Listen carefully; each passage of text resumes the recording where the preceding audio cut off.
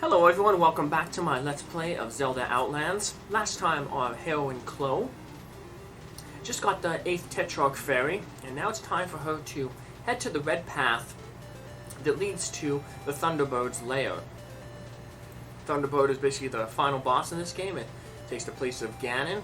If you played Zelda 2, or just watch my Let's Play of Zelda 2, you'll notice that Thunderbird was the penultimate boss. But before we head to the red path, we're going to head to this warp path, because this will take us to the screen to the west of where the rod is, and the screen to the east of where the rod is the entrance to the red path. So along the red path, there's going to be just kind of like Death Mountain. The main enemy encounters that are going to be there are going to be the Lionel enemies, which are palette swapped with Wizrobes in this hack, and there'll also be a lot of the Garudas that steal your money. So if we take that door there, one ways us over to the other side. So unfortunately, there's no medicine shop along the way. In the second quest, there is. So if you need to retreat from level 9 to pick up some medicine, you're going to have to go all the way back there, or potentially use your warp whistle. But so now, filling up life, you can technically help fill up life with these P-hat enemies there. The bats are taking the place of the P-hat enemies, but they tend to drop hearts. Their common drop is a heart. So you can defeat all them, leave the dungeon, and then pop back out. And normally you have to go through several screens before the enemies respawn. But if you enter a dungeon and leave, the enemies will totally respawn if you defeated them all. So that one way takes us nowhere. It's mainly there to be an exit for the one way over to the right, on the right side there. There's another one way. So here we're going to get our first Garuda on the red path who's going to steal our money. So just drop a bomb over here. We'll lose 20 rubies, but we don't really need rubies for anything else right now, so it's all good. And now we're going to just head up to the north, defeating most of the enemies, maybe leaving one out, so if we have to come through a room again, the enemies won't respawn. But this room we're not going to go through, so tomorrow just finish off all the enemies while we're here. But this one we want to push this block, and then we can turn around, because that stairway takes us to a one-way, which gets us across that passageway. So we're going to start making our way up toward that passageway that we just uncovered. And up here we got 14 Armor statues. We know that 12 guard the entrance to level 4. 14 apparently guard something even more important. Not really. It guards a passageway to a Garuda who's going to steal 20 more of our rubies. Ganon, in future Zeldas, will be known out as, turns out he was a Garuda, which is like a desert tribe. So that's why those Garudas hate us, because this game takes place after Zelda 2, which means that Ganon was defeated in Zelda 1, and wasn't resurrected in Zelda 2. So here's that illusionary path that Zelda told us about. We just had to walk straight up from the solo tree there. That's kind of like your little clue that something's out of the ordinary there. Something's amiss, because why is that tree standing there solo? But now we just have a few more, backtracking through a few more rooms on the opposite side, and that'll take us toward level 9. So like some of the rooms in the previous dungeon, they kind of split these rooms up with like an obstacle, in this case trees, forcing you to go through them multiple times, so it makes the world seem bigger than it actually is, which is kind of neat. So and let's head on through this way. There's our Garuda person. And this cave, we don't want to go in that one, because that'll take us to the other cave on the other side. I'll have to backtrack all the way through. That's just a one-way person there. Now we're going to get to a lot of areas. Several of these final screens here are mainly just going to be filled with these P-hat enemies. And I guess the game does that because it allows you a chance to refill hearts. Because these peahead enemies tend to drop a lot of hearts, so. You can push this block, lose another 20 rupees here. As soon as you get an opening, they'll hop in there. You see the fairy just popped right out there. Those two both dropped hearts. We Gerudo despise what you did to Ganon. Oh, sorry. And now we head over here, and we are at the entrance to level 9. Level 9 is kind of big. It's going to be shaped like the Thunderbird, but there's going to be extra rooms that aren't necessarily on the map that we're given, but we're going to clear out all the rooms, just as we've done with all the previous dungeons. So, mainly what we're going to do this first venture into the level 9 is we're going to just uncover most of the rooms that we don't really need to go to. And then in our next episode, which we'll finish off the first quest, we'll go the path and go get the Thunderbird, defeat it, and rescue the fairy princess. So the only thing we need to collect in this dungeon is, because we already have the red mail and the silver arrow, which you pick up in the level 9 in the base game. In this game we got to pick the magic key.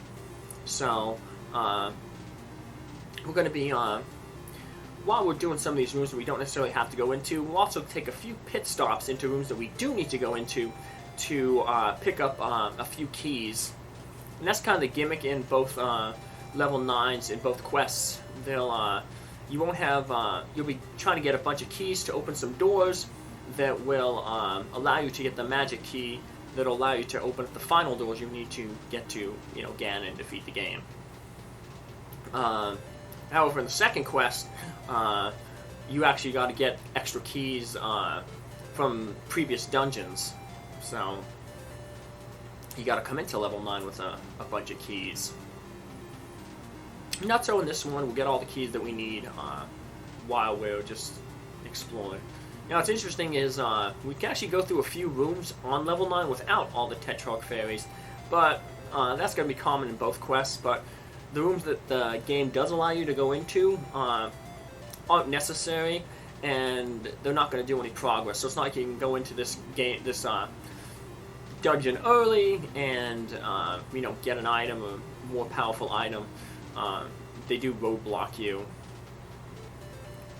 forcing you to, obviously rescue all the 8 fairies first. You can go into a few more rooms, a little bit more rooms in the second quest, but it's still similar in the sense that you need to get all the 8 fairies before you can complete the Dungeon 9. Got the old man with fire taking place of the Patcher enemies. There's going to be, kind of, I guess, in the base Zelda game there was 2 type of Patchers. In this one there was kind of 3. This is one that is kind of new. Patchers, usually what they ended up doing was they would shoot. They would have their wings, and either the wings would fly out for a little bit, and then make a few spins, and then they'd come back, and then they would stay around the main Patra for a little bit, and then occasionally then hop back out after a few seconds. This one, like I said, it's a little bit different than that one, than that standard practice, because it will never take the small patches, the small flames will never take a break. They'll just keep flying out and out and out. So that's like Patcher variant 1, and then the variant where the flames go out for a little bit and then circle close by. That's standard, will be around, and so is the other type of Patcher where the rings kind of go around in a weird elliptical shape, but stay close to the main body.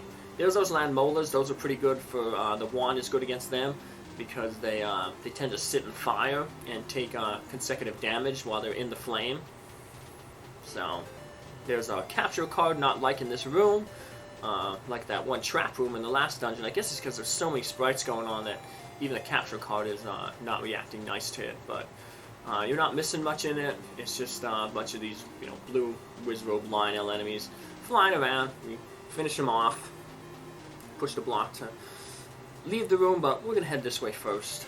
So, I don't know what's going on with the capture card. Sometimes it just messes up, and unfortunately I don't notice it until when I'm doing the post commentary. So it's something's popping up, but we can eliminate all these guys because, like I said, the bubble will have priority, so enemies won't respawn in this room. So I might as well just finish them all off. I don't know if the likes, these blobs, or the Wizrobes will have more priority. If the Wizrobes did, if we came back into this room, that blob would be replaced by a Wizrobe. So I might as well just take out the easy blob. So and here we got the Patra behaving as it normally does, where the flames go out a little bit and then they come back to hang out around the main body. Push that block. We have getting one of those curly cube rooms. They've been affectionately called by other people. The block is always the middle block in the left column.